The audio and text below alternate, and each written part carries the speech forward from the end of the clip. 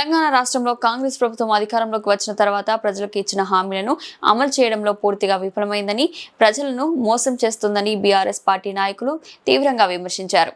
కాంగ్రెస్ ప్రభుత్వం వైఫల్యాలు, కాంగ్రెస్ పార్టీ ప్రజలకు ఇచ్చిన హామీలను అమలు చేయకుండా 420 మోసం చేసిందని, కేవలం 3 సంవత్సరాల్లోనే 3,70,000 కోట్లు అప్పులు చేసి ఆ డబ్బులు ఎవరి జేబుల్లోకి వెళ్లాయో ప్రభుత్వం సమాధానం చెప్పాలని అన్నారు. 3 లక్షల ఆసరా పింఛన్లను ఒకేసారి తగ్గించి పేదల పొట్టకొట్టిందని, యంగ్ ఇండియా స్కిల్ యూనివర్సిటీ పేరిట చేపట్టిన నిర్మాణాల్లో భారీ అవినీతి చోటు చేసుకుందన్నారు. ప్రజలకు ఇచ్చిన హామీలను వెంటనే అమలు చేయాలని, కాంగ్రెస్ ప్రభుత్వం ప్రజలకు సమాధానం చెప్పాలని బీఆర్ఎస్ పార్టీ నాయకులు డిమాండ్ చేశారు. ఈ సమావేశంలో బీఆర్ఎస్ పార్టీ సీనియర్ నాయకులు కొంగ సత్యనారాయణ గారు, నియోజకవర్గ యూత్ కన్వీనర్ కాశీపాక రాజు, కాగజ్నగర్ టౌన్ అధ్యక్షులు పార్వతి అంజన్న, కాగజ్నగర్ మండల మాలీ సంఘం జనరల్ సెక్రటరీ వాసాకి హనుమంతు, వంజరి సర్పంచ్ గోపాల్, మాజీ కౌన్సిలర్ నక్కా మనోహర్, బండి వాసు, రావుజీ, శెట్టి వెంకటేష్, తుకారం, బాబాజీ మరియు ఇతర నాయకులు పాల్గొన్నారు. రాజ్యాంగంలో ఉన్న చట్టాలని పక్కన పెట్టి మరి మీ గ్రూపు మా గ్రూప్ అని చెప్పేసి మరి మా డాక్టర్ ఆర్ఎస్ ప్రవీణ్ కుమార్ గారు బలపరిచిన సర్పంచులు సిక్కు నియోజకవర్గంలో ఎవరైతే ఉన్నారో వారికి ఫండ్ విషయంలో మరి వాళ్ళ డెవలప్మెంట్ విషయంలో వాళ్ళ గ్రామంలో ఉన్న సమస్యల విషయంలో రైతులకు మీరు పెద్ద ఎత్తున హామీలు ఇవ్వటం జరిగింది. కేసీఆర్ గారు రైతు బంధు 10,000 ఇస్తాడు, నేను రైతు భరోసా కింద 15,000 రూపాయలు ఇస్తానని చెప్పేసి ఇప్పటికీ కనీసం కేసీఆర్ గారు ఇచ్చిన రైతు బంధు కనీసం రైతుల ఖాతాల్లో వేయలేకపోయారు. 15,000 రూపాయలు ఇస్తా అని చెప్పి రైతు భరోసా ఇలా రైతులకు మీరు మోసం చేశారు. రైతు కూలీలకు 12,000 రూపాయలు ఇస్తా అని చెప్పేసి మోసం చేశారు. రైతులు మిమ్మల్ని ఏ విధంగా నమ్ముతారు? ఒకసారి గుర్తు తెచ్చుకోవాలి. మీరు ఈరోజు దళిత బంధు అని చెప్పి గతంలో కేసీఆర్ ఇస్తే దళిత బంధు లేదు, బీసీ బంధు లేదు, బీసీలకు పట్టు రిజర్వేషన్స్ లేదు, రైతు భరోసా లేదు. మా ప్రభుత్వం వస్తే, కాంగ్రెస్ ప్రభుత్వం వస్తే మేము మహిళలకు 2,000 ఉన్న పింఛన్ 4,000 చేస్తా అని చెప్పేసి మీరు మాట ఇచ్చారు. ప్రభుత్వం ఏర్పాటు దాదాపు 3 సంవత్సరాలు అవుతుంది. మరి 4,000 రూపాయల పింఛన్ ఎక్కడ వెళ్ళి చేసినటువంటి సర్పంచులు ఎవరైతే ఉన్నారో, భారత రాజ్యాంగంలో డాక్టర్ బాబాసాహెబ్ అంబేద్కర్ రాసిన భారత రాజ్యాంగంలో ఏ పార్టీ నుంచి గెలిచినది ముఖ్యం కాదు. ఏ పార్టీ నుంచి గెలిచినా, ఏ పార్టీ బలపరిచినా ఆ ప్రాంతంలో గెలిచిన సర్పంచ్ ఎవరైతే ఉన్నారో వాళ్లకు రావాల్సిన ఏవైతే నిధులు ఉంటాయో, చట్టపరంగా రావాల్సిన నిధులు రాజ్యాంగంలో ఉన్న చట్టాలని పక్కన పెట్టి మరి మీ గ్రూపు మా గ్రూప్ అని చెప్పేసి మరి మా డాక్టర్ ఆర్ఎస్ ప్రవీణ్ కుమార్ గారు బలపరిచిన సర్పంచులు సిక్కు నియోజకవర్గంలో ఎవరైతే ఉన్నారో వారికి ఫండ్ విషయంలో మరి వాళ్ళ డెవలప్మెంట్ విషయంలో వాళ్ళ గ్రామంలో ఉన్న సమస్యల విషయంలో మరి పార్టీలకు ఖచ్చితంగా ఎమ్మెల్యే గారు పనిచేయాల్సిన అవసరం ఉన్నది. డాక్టర్ హరీష్ బాబు గారు పార్టీలకు ఖచ్చితంగా డెవలప్మెంట్ విషయంలో ఎమ్మెల్యే గారు హరీష్ బాబు గారు పనిచేయాల్సిన అవసరం ఉన్నది. అదేవిధంగా పార్టీలకు ఖచ్చితంగా కాంగ్రెస్ పార్టీ ఎమ్మెల్సీ దండవిఠల్ గారు పనిచేయాల్సిన అవసరం. కళ్యాణ లక్ష్మి కింద తులం బంగారం ఇస్తా అని చెప్పిండ్రు. మరి తులం బంగారం ఎక్కడ పోయింది ఒకసారి మీరు గుర్తు తెచ్చుకోవాలి. చదువుకున్న ఆడబిడ్డలు, ఇంటర్మీడియట్ చేసిన ఆడబిడ్డలకు స్కూటీ ఇస్తా అని చెప్పిండ్రు. మీ స్కూటీలు ఎక్కడ పోయినా అని చెప్పేసి సందర్భంగా మేము గుర్తు చేస్తాను. ప్రతి మహిళకు 2,500 రూపాయలు, ఎంతమంది మహిళలు ఇంట్లో ఉంటే అంతమంది మహిళలకు 2,500 రూపాయలు ఇస్తా అని చెప్పింది. ఇవన్నీ ఒకసారి మీరు గుర్తు తెచ్చుకోవాలి.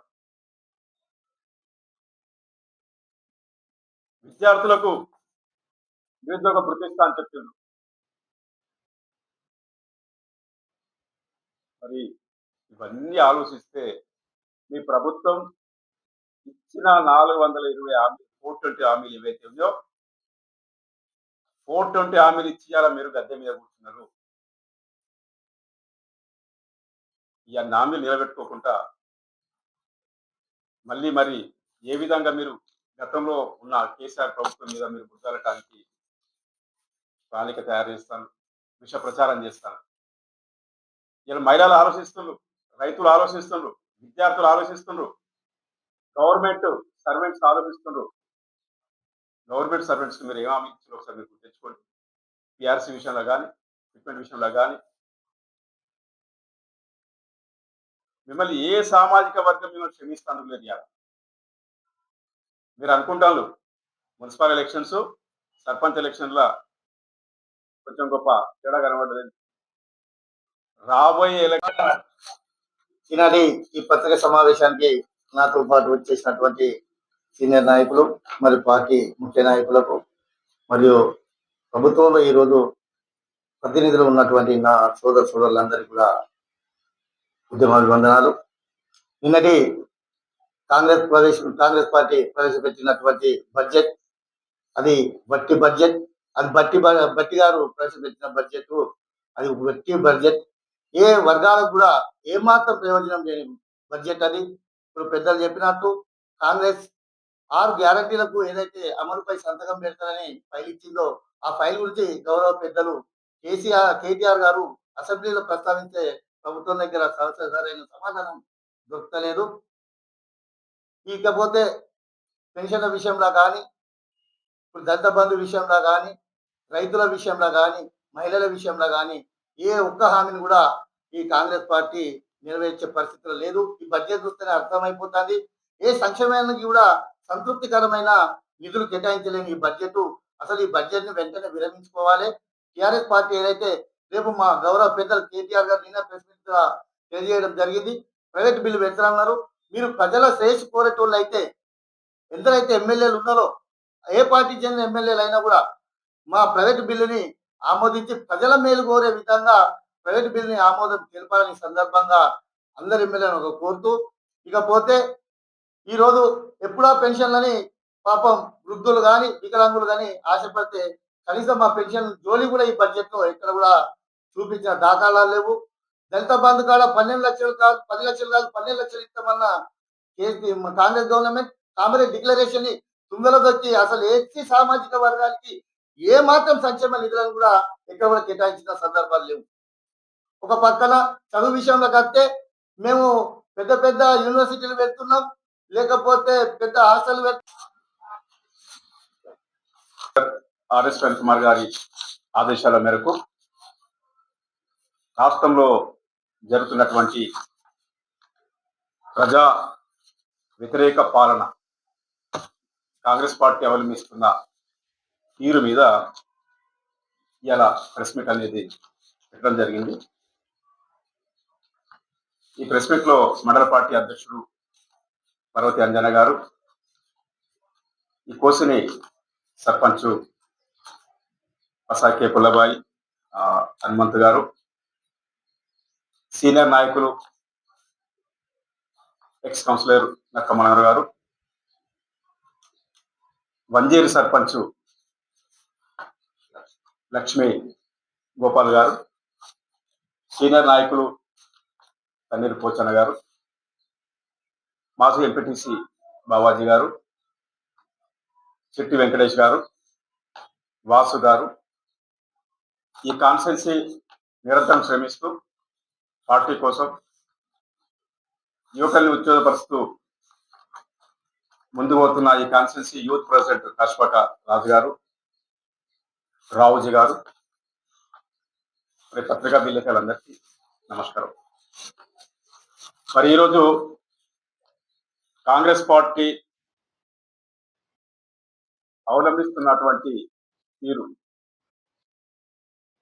4 కోట్ల ప్రజల ప్రజానికానికి పూర్తి స్థాయిలో నష్టం జరిగే విధంగా రేవంత్ రెడ్డి గారి ప్రభుత్వం అవలంబిస్తాను. మాటి మాటికి అప్పులు అప్పులు అని చెప్పేసి ప్రచారం చేస్తూ ఒక దుర్మార్గమైన ప్రచారం చేస్తుంది. కేసీఆర్ గారు ముఖ్యమంత్రి ఉన్నప్పుడు అనేకమైన అప్పులు చేసుకున్నారు. ఇవాళ ఈ కాంగ్రెస్ పార్టీ నాయకులని ముఖ్యమంత్రి రేవంత్ రెడ్డి గారిని ఒక మాట అడగదలుచుకున్నాం. మీకు దీని మీద నేను మీకు కొన్ని గుర్తు చేస్తున్నాను. సాక్షాత్తు పార్లమెంటు సాక్షిగా కేంద్రం నుంచే మరి వివరణ ఇవ్వడం జరిగింది. 2,00,000